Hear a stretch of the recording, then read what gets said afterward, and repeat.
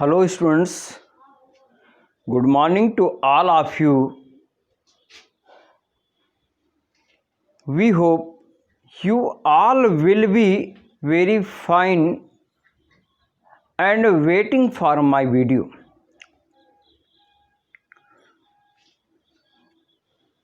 Today I have brought a video on your second poem, The True Beauty by Thomas Carr.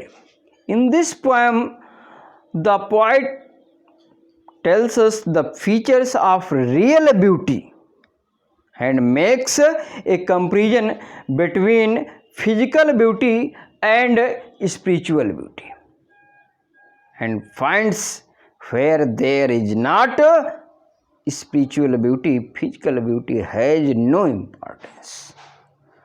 So let's read the poem and try to know how the poet makes these differences and how he tells us the features of physical beauty and spiritual beauty.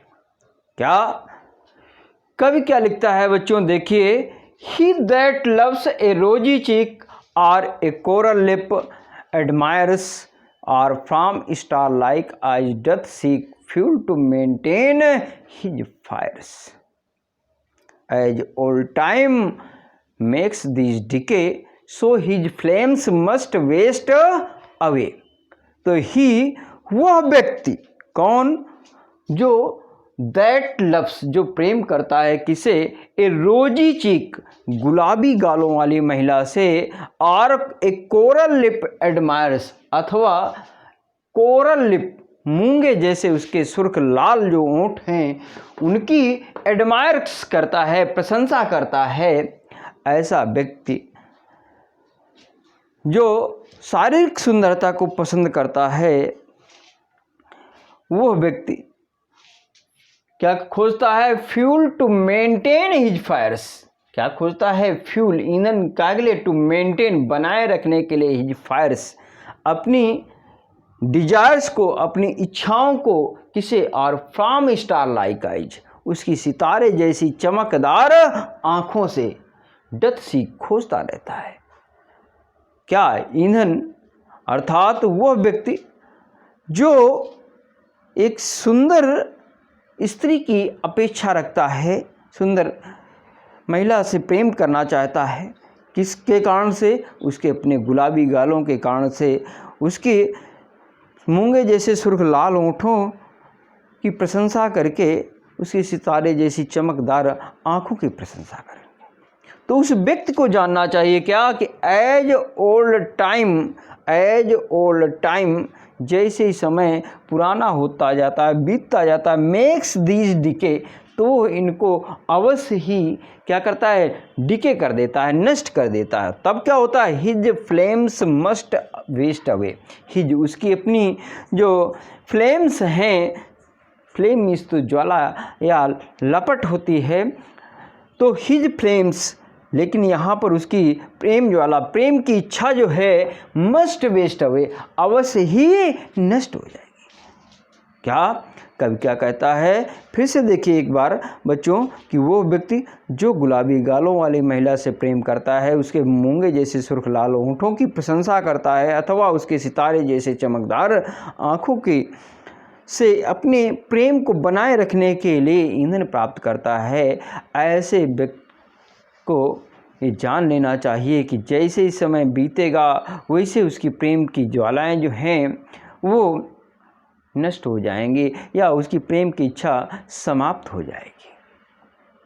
है तो फिर कभी कैसी सुंदरता की बात कर रहा है? कभी स्पिरिचुअल सुंदरता की बात कर रहा है, आध्यात्मिक सुंदरता की बात कर रहा है, या रियल ब्यूटी की बात कर रहा है. तो रियल ब्यूटी क्या बता रहा है कभी कि but a smooth and steadfast mind, gentle thoughts and calm desires, hearts with equal love combined, kindle never dying fires, where these are not, I despise lovely cheeks or lips or eyes.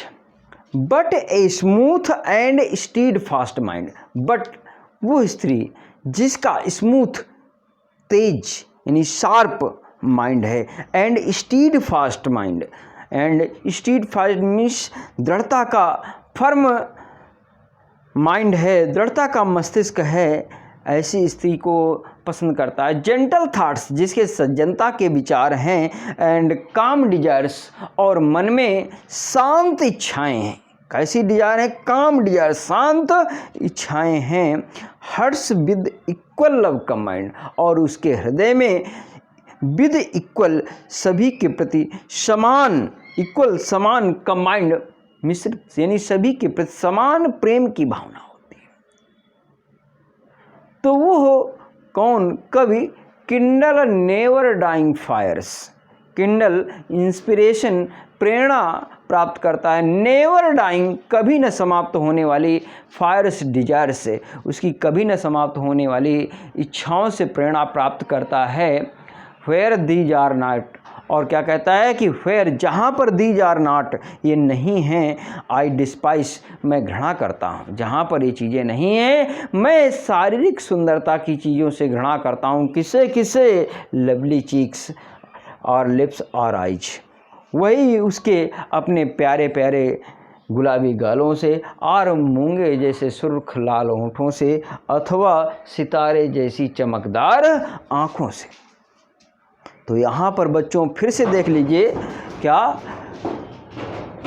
The poet makes a comparison between physical beauty and spiritual beauty and finds that spiritual beauty is permanent while physical beauty is decaying by the time. So he advises us that we should love spiritual beauty or real beauty. तो बच्चों फिर से देख लीजिए, कवि शारीरिक सुंदरता और आध्यात्मिक सुंदरता के बारे में बताता है, और कहता है कि जहाँ पर आध्यात्मिक सुंदरता नहीं है, वहाँ पर शारीरिक सुंदरता का कोई मूल्य नहीं है। और वो शारीरिक सुंदरता की कुछ चीज़ों को बताता है, और वो आध्यात्मिक सुंदरता की भी कुछ चीज़ों को बताता है, और वो यही कहता है कि हमें आध्यात्मिक सुंदरता से प्रेम करना चाहिए, शारीरिक सुंदरता से नहीं, क्योंकि शारीरिक सुंदरता समय के साथ नष्ट हो जाती है, जबकि आध्यात्मिक सुंदरता हमेशा बनी रहती। Okay, thanks.